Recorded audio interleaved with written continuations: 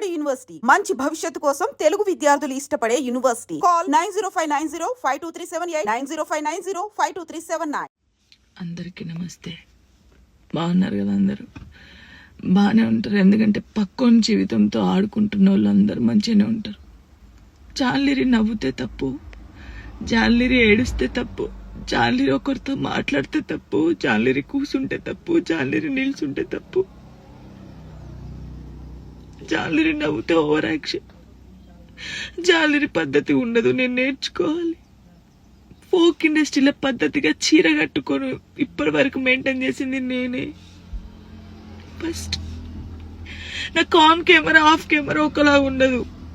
నేను అందరితో నవ్వుతూ మంచిగా ఉంటాను, ఎంత పెద్దోళ్ళైనా ఎంత చిన్నోళ్ళైనా సరే.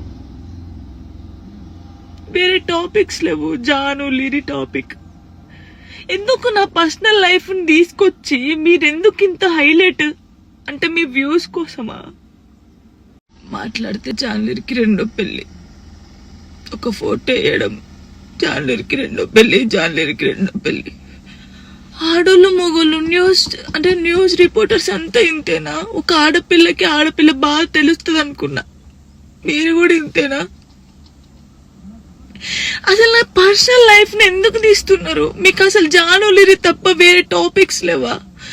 ఎవరో గుడికి వెళ్తే రేప్ చేసి చంపిరట, ఆ అమ్మాయి గురించి మాట్లాడచ్చు కదా, ఆ ఎదవల గురించి మాట్లాడచ్చు కదా. చిన్న పిల్లని చంపేస్తున్నారు, వాళ్ళ గురించి మాట్లాడచ్చు కదా. ఎందుకు నా టాపిక్, నా పర్సనల్ లైఫ్? సరే, నా గురించి మాట్లాడినప్పుడు నా గురించి మంచి కూడా ఉంది కదా. 8 సంవత్సరాల నుంచి ఒక కొడుకుని పెంచుకుంటుంది, పద్ధతిగా ఉంటుంది. ఈ షోలో మన తెలంగాణ అమ్మాయి విన్ అయిందని చెప్పొచ్చు కదా, మంచి చెప్పొచ్చు కదా నా గురించి. ఎందుకు నా పర్సనల్ లైఫ్ ఇంత ఘోరంగా?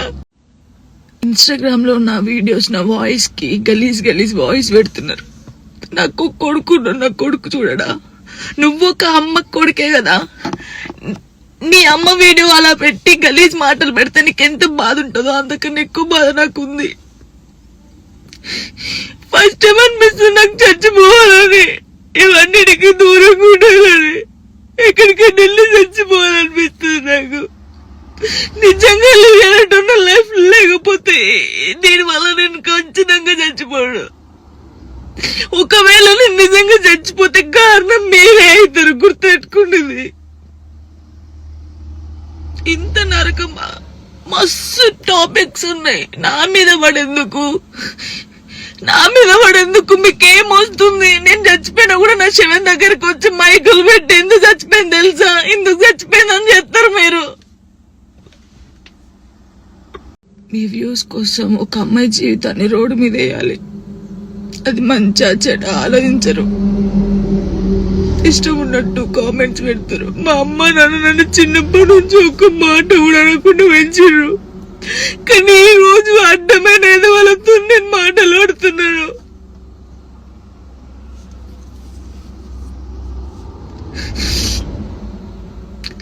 సూసైడ్ చేసుకొని చచ్చిపోతే నేను ఎందుకు వెళ్ళి చచ్చిపోతారు? ధైర్యంగా బతకాలని నేను చాలా మందికి చెప్పినా, కానీ వాళ్ళు చచ్చిపోయింది వాళ్ళ బాధల కోసం కాదు, మీరు చేసే రచ్చకే వాళ్ళు చచ్చిపోయారు తట్టుకోలేక. నాకు ఈ రోజు అనిపిస్తుంది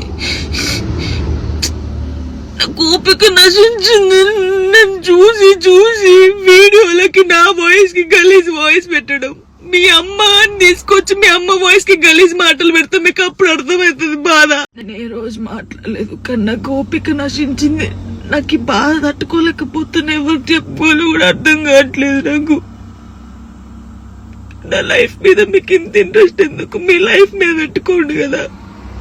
ఆ టైంలో మీ లైఫ్ మీద పెట్టుకుంటే బాగుంటది. ఒక అమ్మాయి జీవితంతో ఆడుకోవడం ఎందుకు? నా కొడుకుని మంచి చదువుకొని మంచి పొజిషన్లో చూడాలనుకున్నా, అది చూడలేదేమో నాకు అర్థమవుతుంది. నేను బద్దల్లో పోతా. ఇది మాట్లాడితే మీరు ఏదో ఆపేస్తారు, ఇది కాదు. ఓపిక నశించి నేను ఎప్పుడు దేనికి రియాక్ట్ కాలేదు. ఒక అన్నతో మాట్లాడే తప్పు, నా తమ్ముడని మాట్లాడితే తప్పు, ఎవరు వారికి లింకులు వేస్తారు.